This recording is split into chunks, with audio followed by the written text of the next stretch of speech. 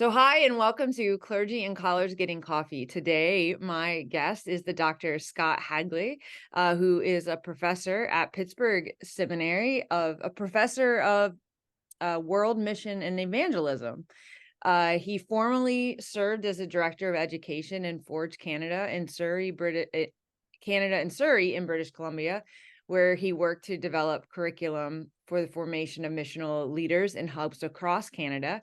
He also served as a teaching pastor at Southside Community Church, which is a multi-site church in Vancouver metro area, where he organized mission-based communities. He received his BA in youth ministry and communications from Bethel University, an M.Div from Regent College, and a Ph.D. with distinction in congregational mission and leadership from Luther Seminary. So welcome, Dr. Hagley. Nice to have you.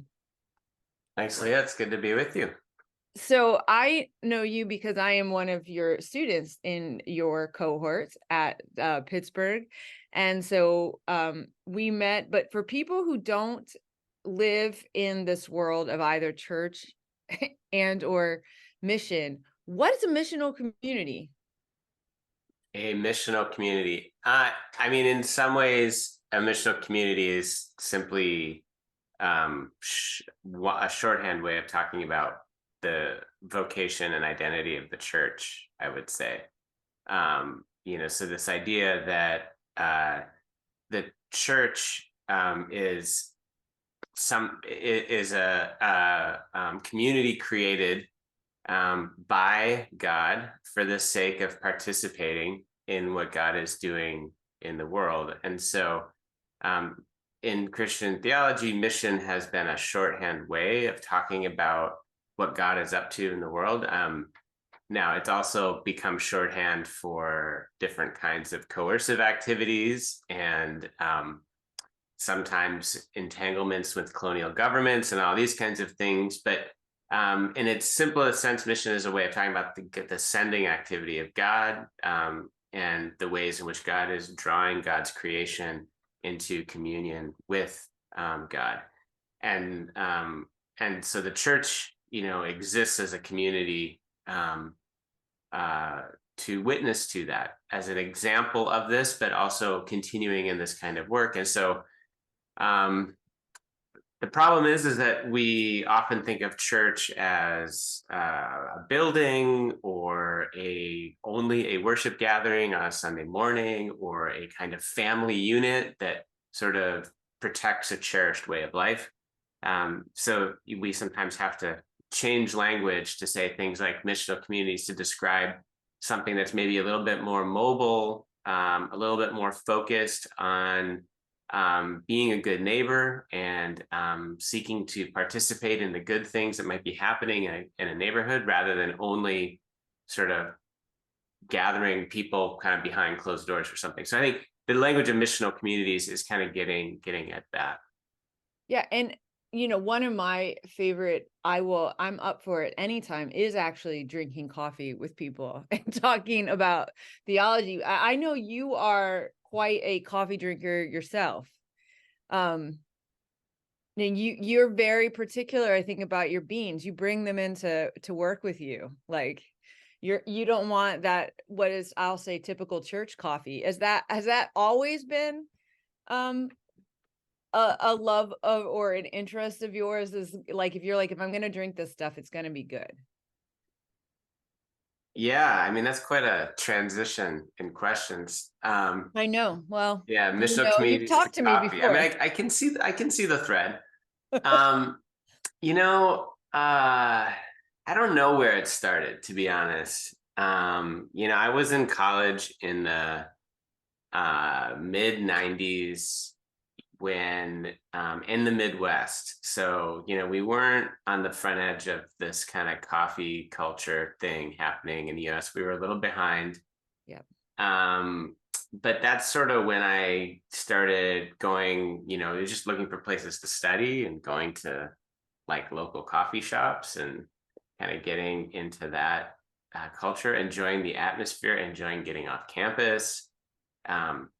Drinking coffee helped me read, stay invested in my reading longer. It was a drug of choice for that. Uh-huh.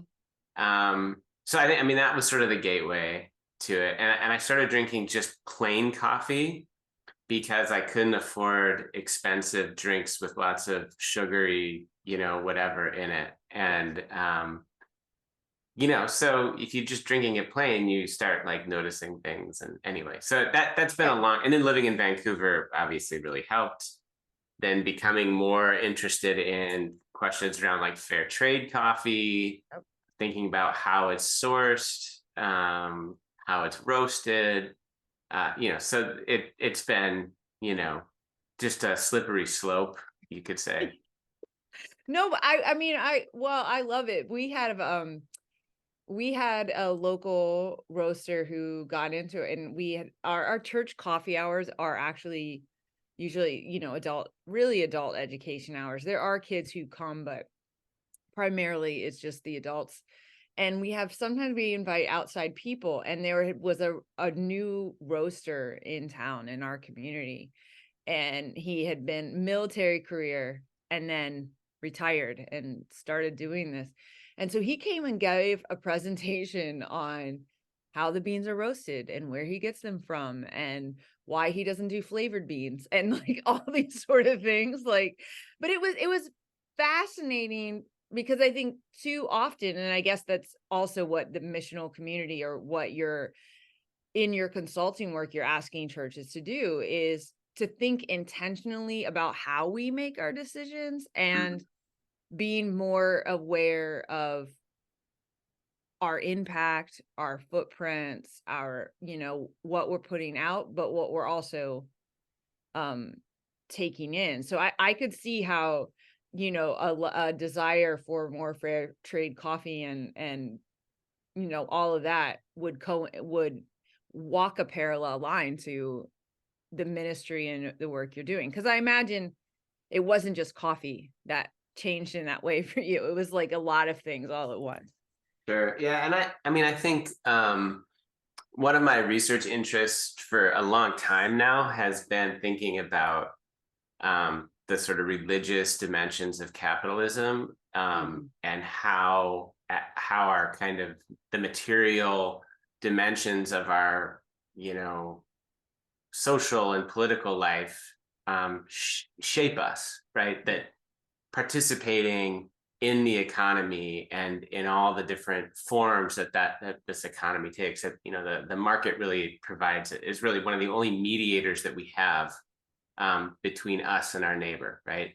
And so as we participate in this market economy and all that means, that shapes us in particular ways, that some ways that we might not, if we think about it long enough, might be not necessarily good Christian formation.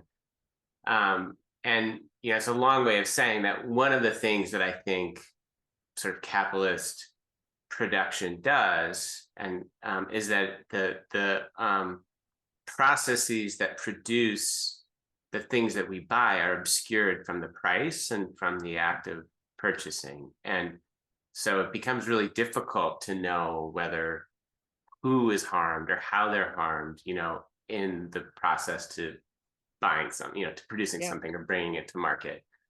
Makes it difficult for us to make good choices as consumers, like in terms of climate change or exploitation of workers, or damaging of like local cultures, or whatever, right? So so I think the coffee thing has been one way to it's been a process for me, partially, of just becoming more aware of like supply chains and how my choices impact that, and better and worse ways of participating in those.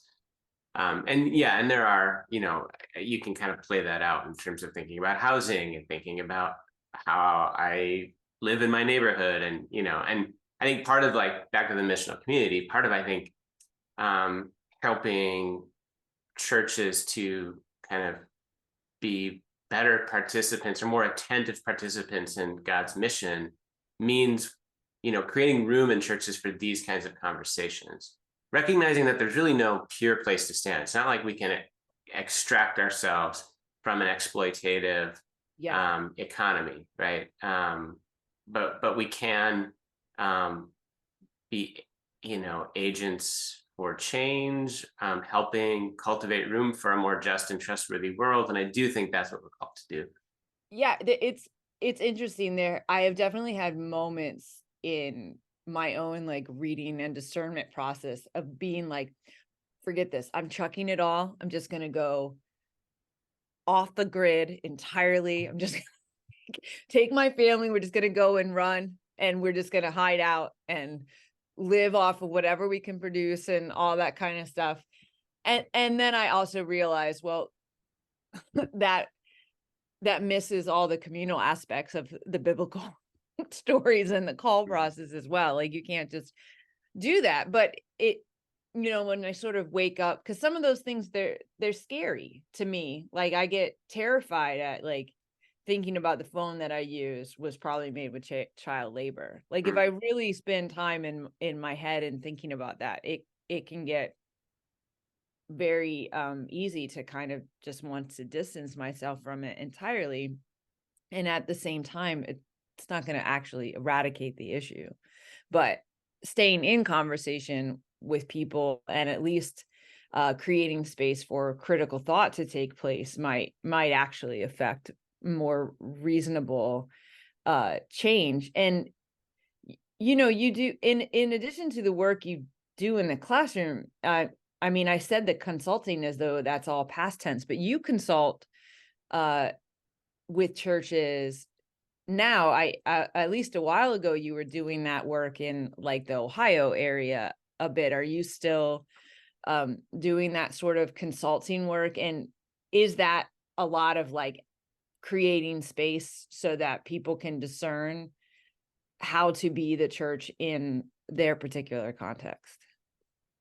Yeah, I've done consulting work with organization Church Innovations Institute for a lot of years, and then more recently had by just through the seminary, through connections with the seminary, have worked with different churches and denominations that in a variety of different ways.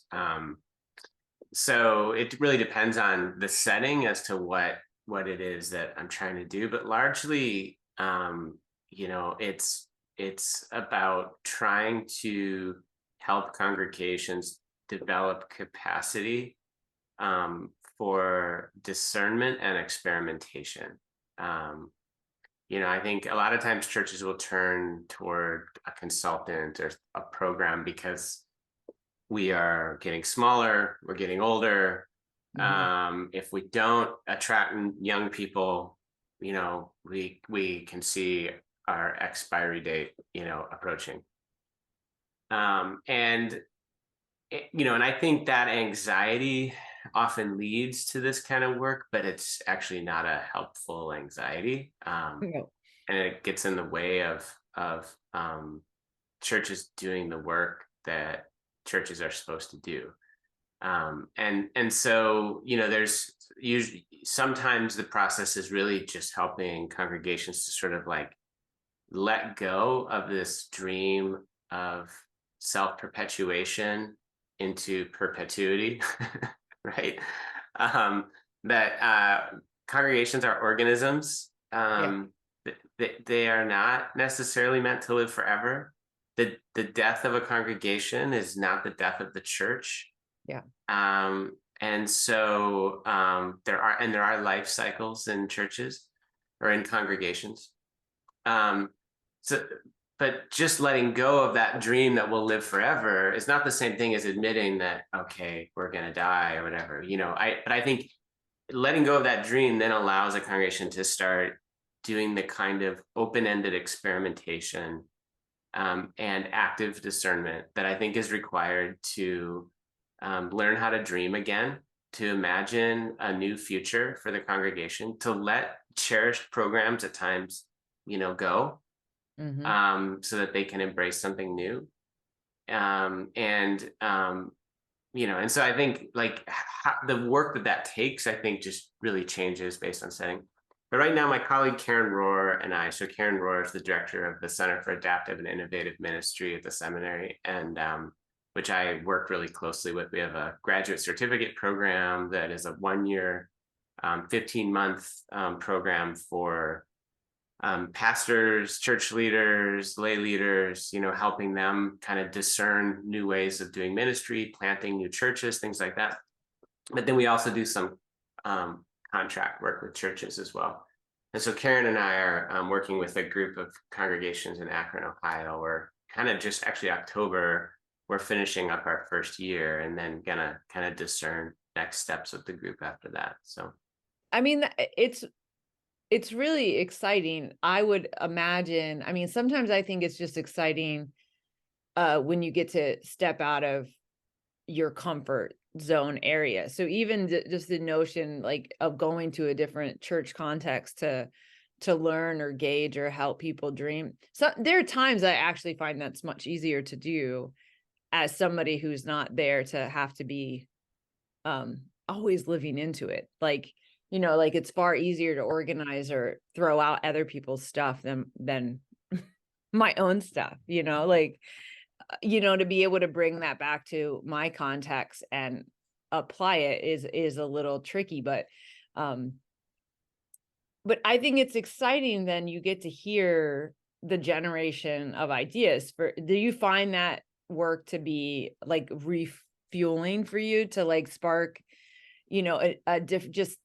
a different way of looking at the same problems, or, yeah, I mean, I find that consulting work, I don't even really know if I like the word consultant. It really, it's more like facilitation work. I become the excuse for a group of people to gather and to try something out. And if they hate it and it's stupid and it ruins everything, they have a clear person to blame. It's me, right. it's not them. I mean, so it sort of lowers it lowers the threshold kind of anxiety just enough for people to do things. And and then I become I also can become a kind of point of accountability, so that we don't just try the thing. I mean, one thing churches do a lot is they try something and they never reflect on it. And if they do reflect on it, the reflection amounts to what went well, what didn't go so well, what would we do different? It's purely instrumental. And the reflection doesn't come back to questions of identity and vocation, like what do we learn about ourselves? Yeah. What did we learn about what God might be calling us to? And it certainly doesn't come back to theology. Like, did we encounter God? Did God say anything? What might God be asking us to do as a result of this? So when you have somebody like me that shows up and says, hey, try this thing, and let's come back and talk about it, then the accountability is like, we're actually going to talk about, I don't care if it went well or not. In some ways, if it's a failure, there's more that we can learn from it. But let's go to the deeper questions of identity, vocation, and God. And I think that's where, I mean, building those habits into a congregation, I think, is really important if it's going to kind of renew its life around mission, So in terms of, that wasn't the question you're asking. In terms of my own, kind of experience of it, like I think I'm regularly kind of awed and surprised by the deep faith, commitment, perseverance of congregations, like, so when you kind of go up to 30,000 feet and you look at the stats, I think Ed Stetzer back in 2017 wrote an op-ed for the Washington Post that said the mainline church has 23 Easters left, just based on trend lines, right? I mean, now it's an exaggerated thing because, of course, like once you get down to the bottom, people are going to hang on as long as they can, as long as they can. But his point is that the decline of participation in mainline churches is not fast. It's like it's almost like a statistical cliff, right? Yeah.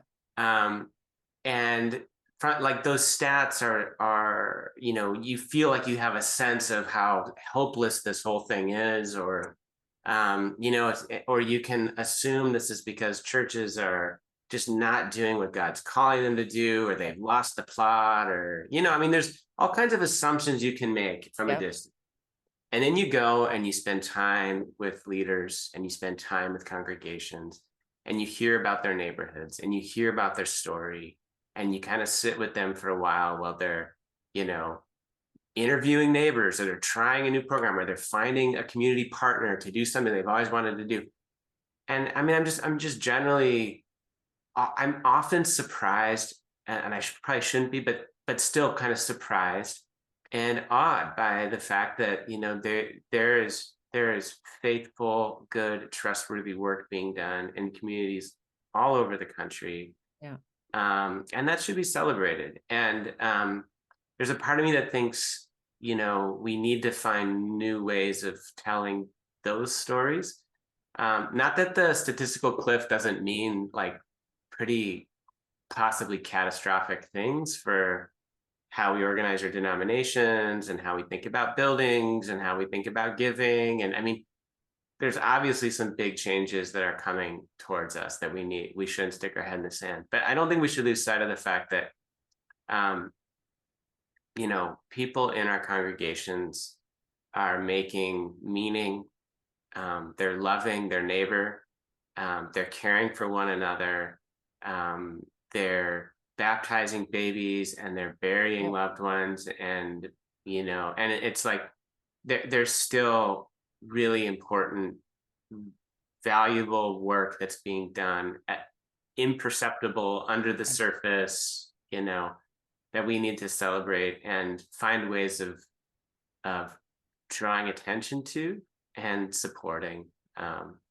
I don't know if that makes sense. I think that's a regular thing I come back to. No, it makes total sense. And I do think in terms of like, what we could ingest on our social media feeds or in the news or whatever, so much of it can be, this divisive or doom and gloom, as though beautiful things aren't born out of desolate. There's a lot of great things that have come from really horrible ways, or even, as you were saying, like just those celebrations of that, the joy of being in each other's day-to-day life. Like sometimes we don't celebrate that until we've had some separation, like it might be you haven't seen somebody for months, and so when you spend time with them, then you're like, oh, that was so great.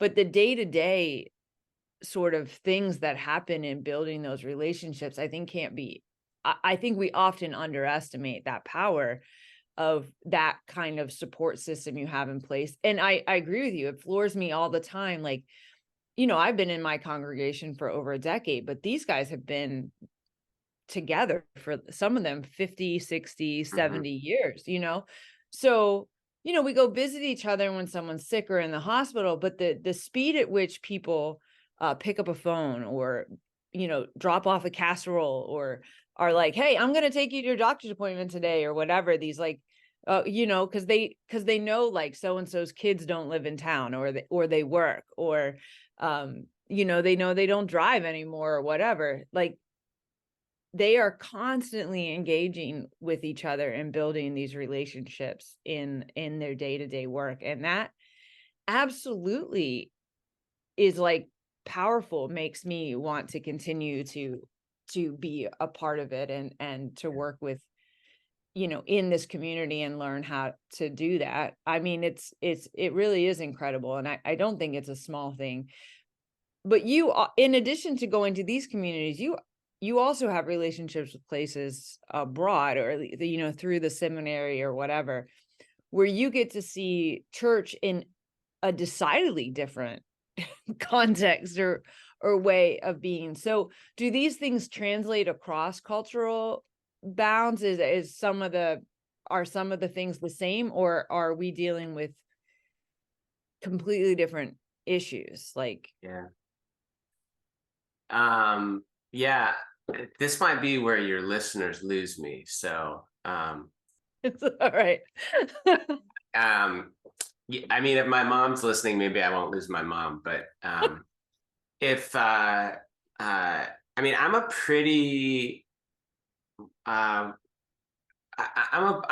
I'm pretty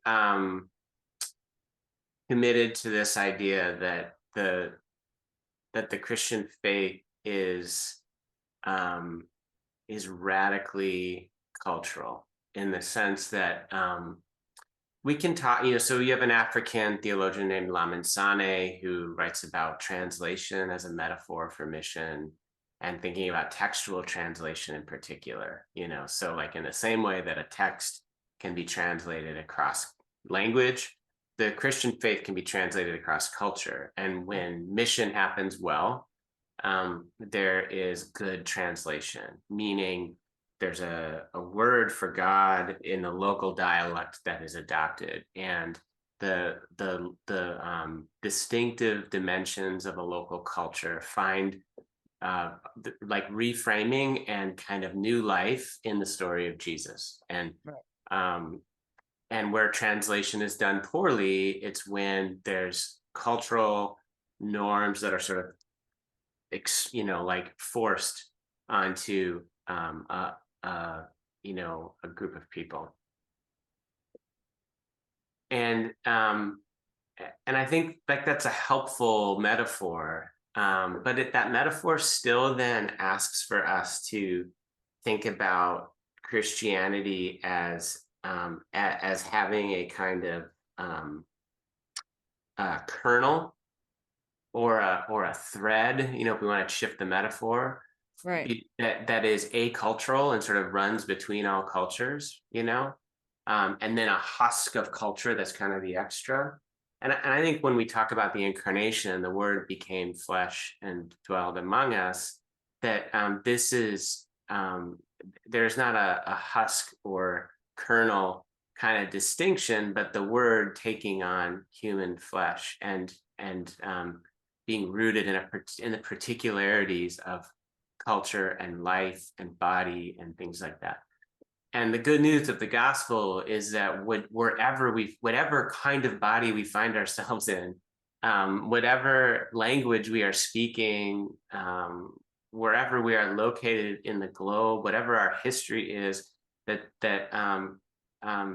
Jesus can be known from that vantage point and meets us in that place. So the Pentecost being another example, that the Tower of Babel is not reversed, where everybody comes back to a single language, but healed, where each hears the word of God in their mother tongue. So all that to say, I mean, I think the value of like international partnerships that we have with the seminary, and some of like my research that like I spent some time in the Philippines and done some research on Philippine theology of struggle, which is a kind of like a liberation theology that emerged in the Philippines in resistance to the Marcos regime in the 70s and 80s. I think the value of these partnerships is not necessarily to find kind of analogical kind of comparisons or some sort of through line of, how is Christianity the same? How is Christianity different? But rather to recognize that there is a contextualized wrestling with the good news of the gospel in this culture from this vantage point, and that we can learn something about how they're doing this and what faithfulness looks like, and also how they're often better able to see our cultural blind spots. And so, if we can find shared concerns and then come together and wrestle with these shared concerns from our different vantage points, I think there's a deeper appreciation for our own faith, for the challenges in our own cultural setting that can emerge. So one of the things we've done over the years is bring students from Pittsburgh Seminary to Silliman University in the Philippines, and take an issue like climate change, and then situate our shared conversation and experiences from very different vantage points, and then even drawing from very different theological frameworks for how we might think about it. And I know our students come away enriched, but also feeling tethered to and partnered with, siblings in Christ that are on the other side of the world that are speaking a different language and thinking about this differently, but we have a kind of shared concern. So I think, Yeah. I don't know if that makes sense, but I think that's how, I think that to me, that's a slightly different emphasis for, international engagement than I think, it's different, at least than from the narrative that I have inherited or the rationale that I inherited. So, Well, it's far less about a hierarchical relationship where, you the one going gets to be somehow the savior rather than, or the chair, or the giver of knowledge. It's definitely more of a partnership, or cross learning experience than maybe I've heard in the past. I find it very interesting, like, growing up. I mean, agriculture is in the United States, but not everyone we know is a farmer. But like in certain places, like it's like everybody farms. I don't know enough to know, like, is Philippines one of those places, like in Kenya, where my husband comes from, like everybody farms, everybody has a garden, and the relationship with the soil and the understanding about, so ways you feel blessed and yet or cursed. Like there's a whole different way of talking about it, and understanding it as well as, and I don't know if the Philippines it has that same farmer, or I don't know, maybe it's more fisherman culture, maybe it's both. yeah, I mean, the Philippines history is what has been one of pretty persistent colonization since the Spanish arrived back in the 1500s. And so the story has been consistently one of dispossession. Okay. Dispossessing farmers from their land, large tracts of land being owned by the Spanish aristocracy, and then later replaced by the Americans, and then the Japanese, and then the Americans again, and so there's pretty profound inequality there, and which leads then to people kind of fleeing to the cities to find work, but the cities don't have enough housing or Right. always jobs, and and so there's kind of these kinds of cycles. So I think in general people are still probably more connected to particularly the sea. It's an island nation, I think, set over Right. 7,000 islands, and to the land, than your average American. But that doesn't mean that like most Filipinos are like living off the land, farming, that kind of thing. Right. It's a lot of industrial scale kind of crop, around like sugar and things like that, owned by wealthy landowners, with some kind of tenant farming system. Fishing is a little bit different. You have subsistence fishing villages, people that live at sort of a subsistence level, and they'll sell some fish on the market, but as long as they have access to the sea and fishing grounds that are not being overfished by commercial fishing enterprises, they can live off of the sea and live at a live simply, but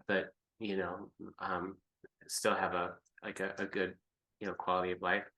So do those biblical stories, do they land better or worse in fishing communities? Or is it like watching a computer hacking movie with somebody who actually knows about computers, that they're like, you can't do that? Do they read those stories and they're like, you can't just throw your nets to the other side? It's just not how that works. Like, is there Yeah, ever a that's a thing like great that? question. I've never had that specific conversation. I think what I've noticed is the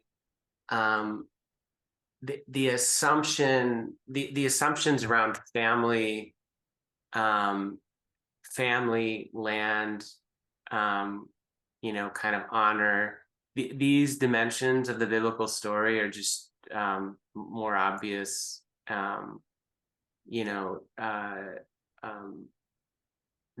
as hard to sort of stretch. I think so much of how we in the West read the Bible is these are stories that might have morals that help individuals sort of get by in life, and missing out on the deeper social, familial, land oriented, stewardship kind of framed kinds of stories of Israel and of the early church and things like that.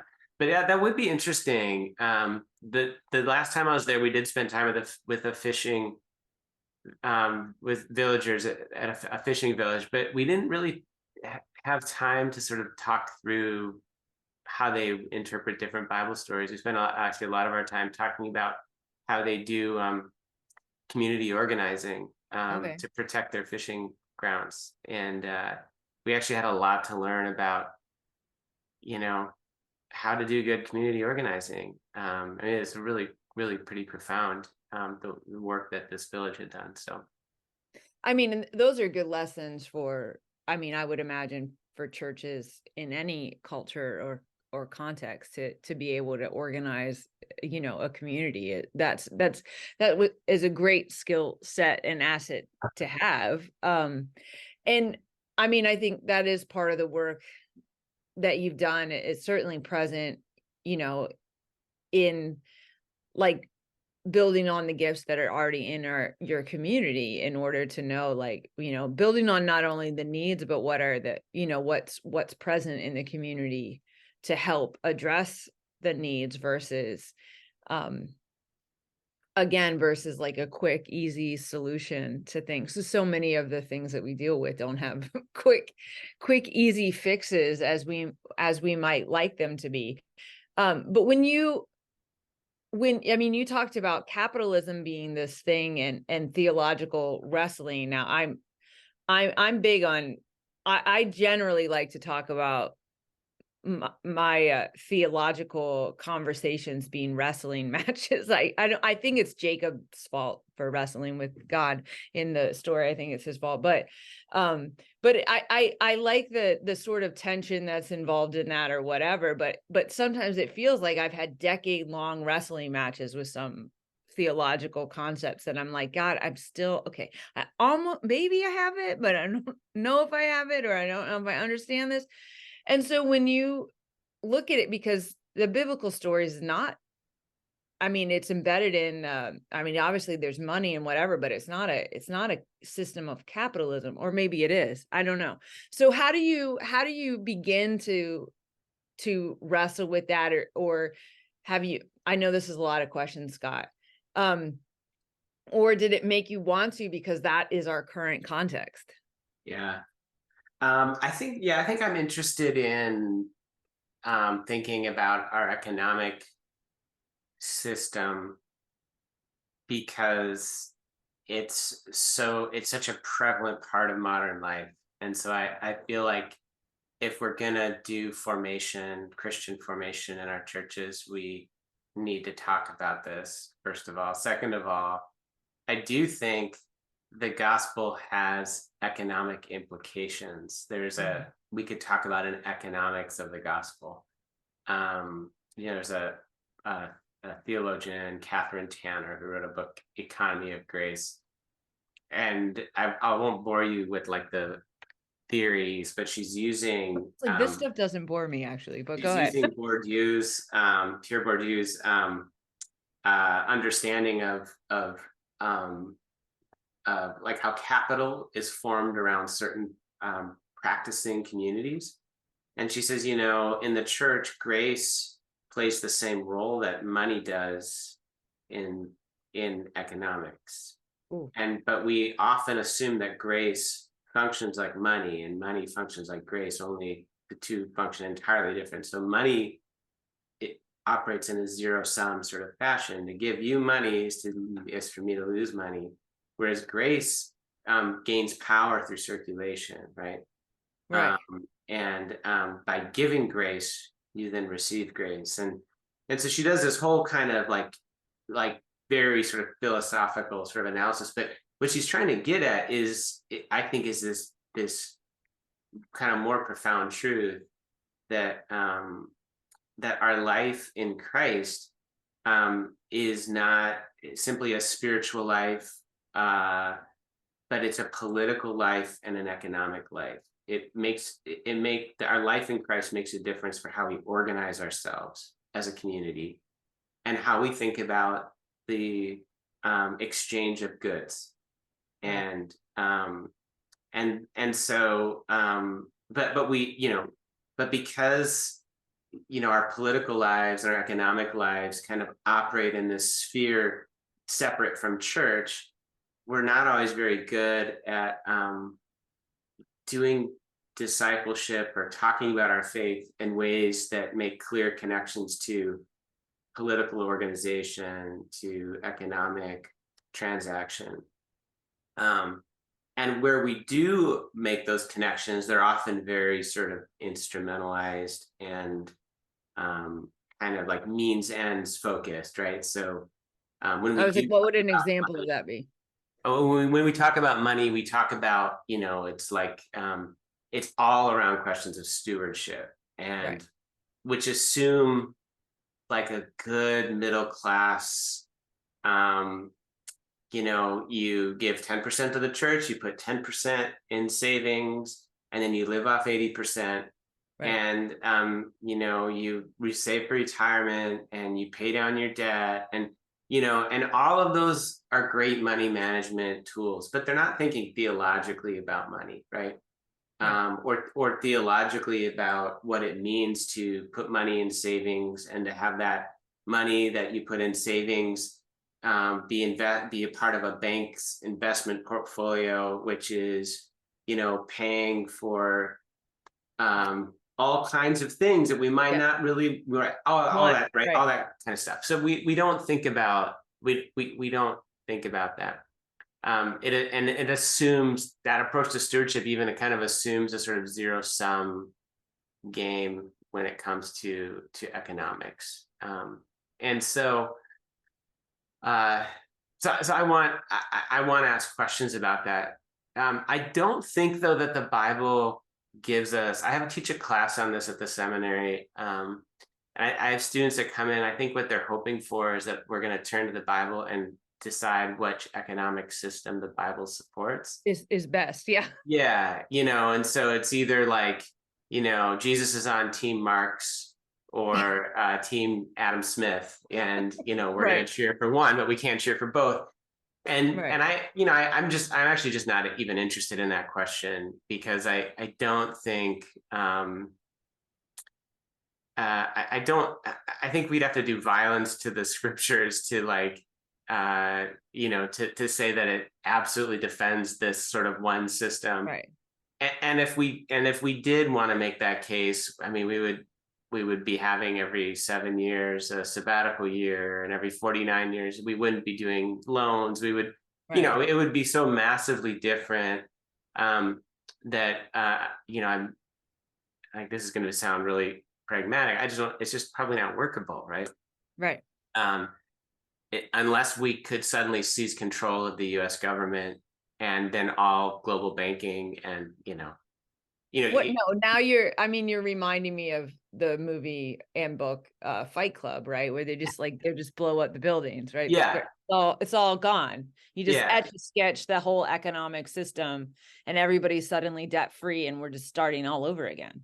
right. And I think what we know about big like revolutionary system change is oftentimes, like historically, when there's economic and political revolutions, there's a lot of people that get harmed in the way, because we're just not smart enough, even when our intentions are good, to like fix all the problems. We fix certain problems and then create new ones.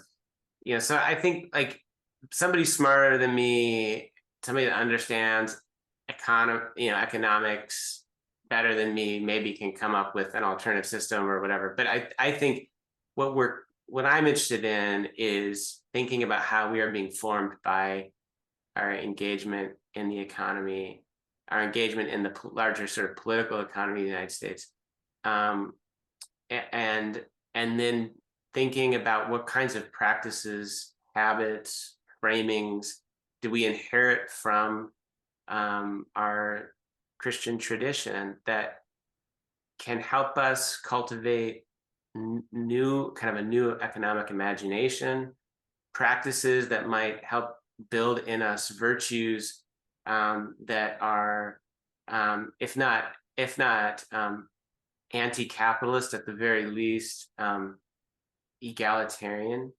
and generous, and to recognize that this is part of our vocation as Christians. This is part of what it means to bear witness to the gospel.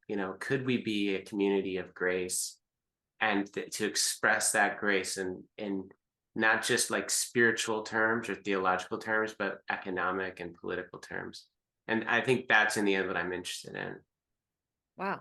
I mean, there's a lot of richness there. I agree with you. It's a lot. It's far beyond, was Jesus. Well, you see that sometimes. I've seen that on shirts, like Jesus was a socialist. And I'm like, I don't know that those economic systems are present in the Bible, but I get like the sentiment behind it, I guess, is like this idea that Jesus definitely spoke to the economy of his day and brought forth some questions to be like, is this okay? And they tended, in my reading, I guess, they tended to be around things more like, think about this. Is this really equitable for this person? Is this fair for this person? Does doing this perpetuate or lift up God and God's people, or does it hurt God and God's people? Mm-hmm. Does it continue to, is it just going in your day-to-day living and not asking questions? So you're then just going to go with whomever's in charge as like the default setting of your society? Or is it okay to ask questions about the agreed upon, coinage or usage or whatever? And I think Jesus does a lot of that. And I think you're right. I don't feel we often as churches sit down and even, and maybe some churches do this, but to go, okay, where have we invested our money? If we have investments, are they in, there are definitely people in the PCUSA denomination that I'm a part of who ask that of questions of like, should we be investing our money in fossil fuels? Should we be fossil free? Should we be investing money in places where there are oppressive regimes in charge? And what does that mean if we do? Because that's where the money is, right? We know we'll earn more money in military-based stocks or whatever. I actually know zero about the economy. I let other people take care of that almost entirely. I would say this, if I would push towards a more systemic approach, I think I would want to borrow something from the Philippine theology of struggle, which is basically this commitment that that where you are located matters for the theology that you're doing. And so, coming from liberation theology, some of these insights, God's preferential option for the poor, that God is not ambivalent about systemic inequalities and injustices. And God's very vocal about them. Yeah. And so, we can't really do this consideration, this kind of economic reconfiguring and new imagination if we are doing it from a place that is opposed to, against, not in alignment with the interests of those that are suffering under our current system. There's a Eliezer Fernandez is a Filipino theologian who says, the poor, we've, gosh, I can't remember how the quote starts, but the idea is that we don't take the side of the poor because the poor have the truth, but rather that the poor are the truth vis-a-vis the system's lie. And Right. so I think if there's like a systemic sort of starting point for this kind of reflection, it is to recognize that whatever the gifts of benefits of capitalism might be in raising so many people out of poverty, there's still systemic exploitation. Yeah. And I think that's the place we start. And I think that's really inconsistent. That's very consistent, not inconsistent. Right. Inconsistency. Anyway, it's very Yes. consistent with Yes. um, Got it. the way we see Jesus going about these questions too. Yeah. I do think I do. I mean, I sometimes there are times where I feel like you engage in conversations and people say things like, well, so-and-so's thinking about this too much or whatever. And I think, but the God I follow was a deep thinker. Like, it's not like he was flippant about, systems that he encountered. I mean, he was very, very intentional about, he didn't just go, oh, I just healed today. Oh, is today the Sabbath? No, he was like, today's the Sabbath. So, okay. Right. But in that process and in those stories, sometimes pointed out the hypocrisy of the ways that, you might go along with the system when it's beneficial to this people, but how that same system that's beneficial to like this people, even if it's a majority, is oppressive to this person here. And why should they need to suffer one day longer if they can be healed right here in this moment? Why would you want them to be suffering? And so, I think sometimes with our economies, we talk about it in levels of worth and what someone has earned, like those sort of privileges versus, as though they're poor as punishment for whatever. And I think there are a lot of theological problems if that's the way that we're having, if that's how the discussion is organized. I think that would get into, a big, theological reckoning or whatever. But I think you say some very interesting things about just thinking about the monies and how we use it, instead of how I think many of us live, as in we just go through our days doing the formula that we've been given, which is like what 50 20 30 or whatever that 10 is, like whatever that thing is, that it always adds up to like 120%, which is don't have that much.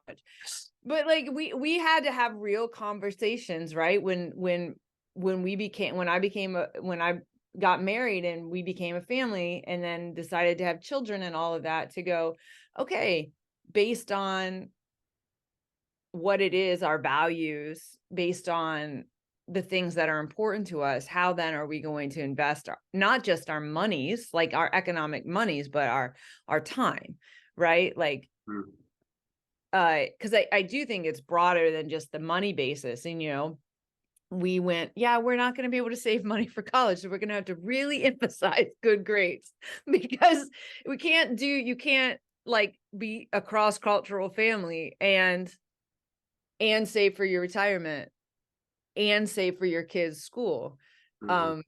So you have to make some really choices, but you also have to be I think transparent in why you've made that decision, because sometimes it's like, it's not that we don't have the money, that is not where we want to invest it.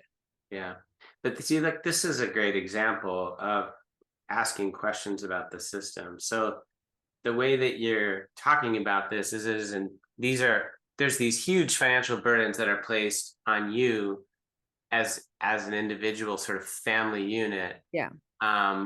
and to recognize that that is that is by design, where the kind of contemporary capitalism, at least, tends to socialize risk and privatize reward, right? So things like when you buy a home, that's a big risk that you're taking, but there's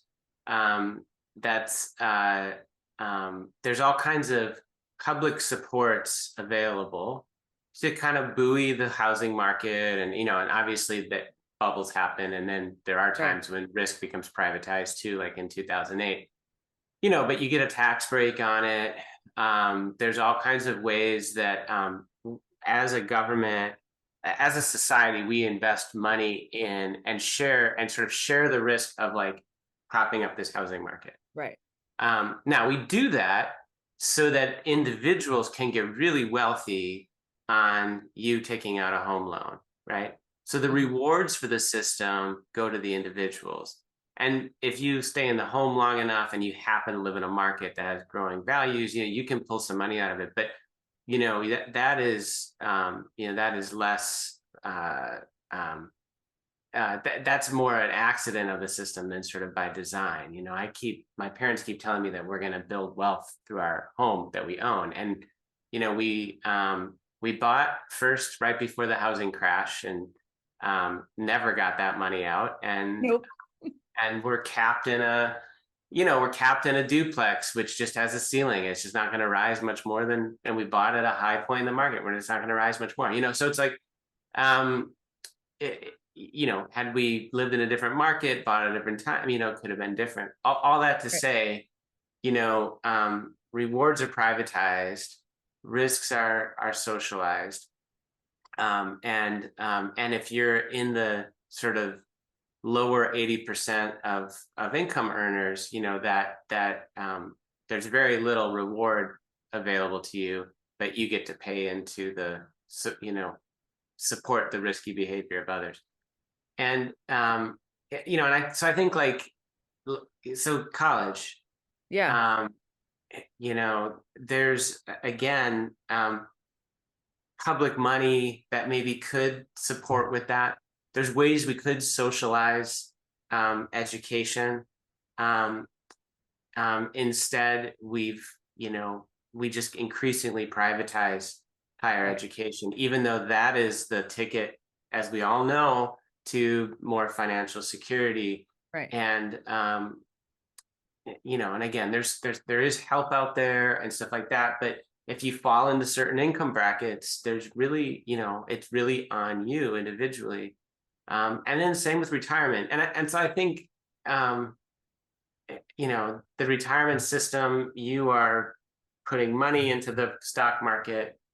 Hopefully you're going to be able to pull money out and live off that. But in the meantime, the real money to be made in the stock market is taking money from people like you, and then making a series of side bets on what's happening in the stock market through derivative products and other kinds of things, where thousands and millions and hundreds of thousands of dollars can be made on an ongoing basis, while you're sort of stabilizing by kind of keeping your money in the market. And I think like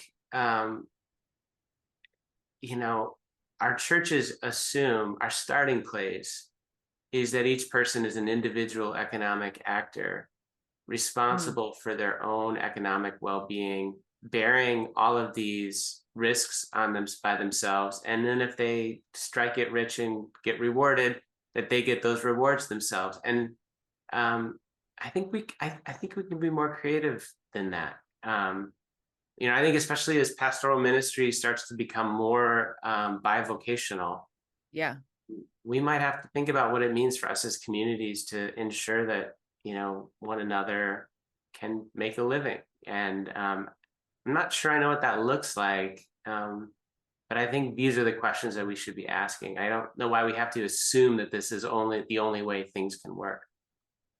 So I mean, we're getting on the hour, and I do have my last question, which I know already you will loathe, but I remember sitting in math class in high school and learning about imaginary numbers. And I like had an existential crisis in the middle of the classroom. I was like, what do you mean they're numbers that are just made up? I get, like, for people who do math, I know there's a formula. I know, but the number changes, and it blew my mind that we had imaginary numbers. And what it did for me is exactly sort of what you were talking about right there, is I was like, if we're just making it all up, even if it's on a great formula, like even if there's an algorithm for it, but it's still made up, like, why would we make up systems that intentionally hurt people versus creating systems that are going to like empower people? And just over and over and over again, I see myself included, like, push comes to shove, there have definitely been moments where it's like, you know, it's not as though I've been above asking the question of like, well, I got this, or I want to keep my benefits, right? Without recognizing that then I should be advocating for everybody to have these benefits, right? If we want, like, if I want my maternity leave, then I should be helping other people also get their maternity leave, to realize that that's just beneficial for a whole lot of people, not just for people who, you know, can afford it, or whatever the case may be. So I think you're asking really good questions. I will say that's a wrestling match where I mean, I've been thinking about that since high school. I still don't have any answers about it, except to still say, I think it's made up. I think we make up a lot of systems, and then if we do it long enough, people believe that it's true. Yeah. I mean, that's the big like aha moment of adulthood, isn't it? Yeah. It's like the Wizard of Oz, and the curtain gets pulled back, and you're like, oh my goodness, nobody knows anything, and everybody's just making stuff up all the time. Just making it up. Yeah. There are. I mean, I say that I think I stopped in many ways. I still feel like a teenager. Like, there are times I've looked around the room going, who's the adult that's, that's me. I have to be the adult to fix this thing, or to address this thing, or to tell those kids to stop doing that, or whatever. And I don't always relish that. But this brings us to the final question, which I already informed you that you're probably not going to love, is about, and now I will, it was in your classroom, though, in all honesty, it was in your classroom that this question develops for me, because you made us read material where I felt like, well, that just sounds like we're all a bunch of Care Bears. And it was like a Care Bear theology sort of moment that came about. And that was in your classroom. So you're really to blame for this, Scott. But so if you were a Care Bear, and what color Care Bear would you be? And what is the emblem, like your core Scott character that would be symbolized on your belly? Oh my gosh. I don't know anything about Care Bears. That's as much as you need to know, is that they're colorful bears. Oh, that one that's winking at me on your show. Yeah. Yeah. That one. Oh boy.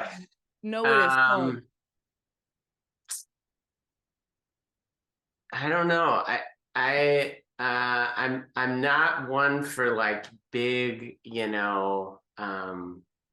public displays of anything. So, I would be a muted color. And I'd probably have as a symbol, I'm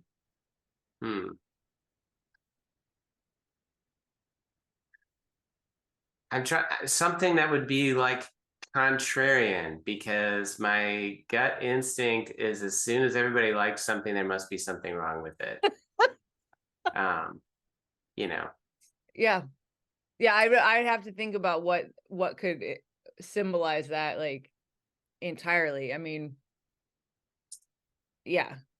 I mean, you're probably like me. The notion that I would be called a hipster bothers me, and yet there are many things about that life that I'm like, okay, I play the ukulele and eat drink fair trade chocolate, or eat fair trade chocolate and all that kind of stuff. Too, I guess. Yeah.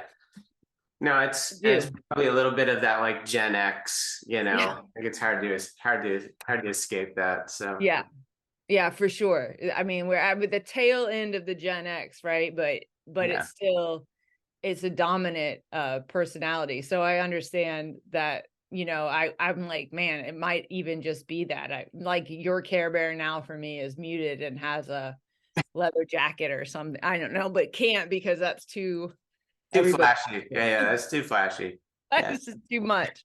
Um, anyway, thank you for this time and for carving time out to chat with me and and I think it's very valuable for people to hear the conversations and struggles versus and even questions versus saying like here's the answer on this very just apply XYZ and all will be fixed. I think there's a lot of power in going, yeah, sometimes just sitting in the muck is Yeah. what we need to do as people.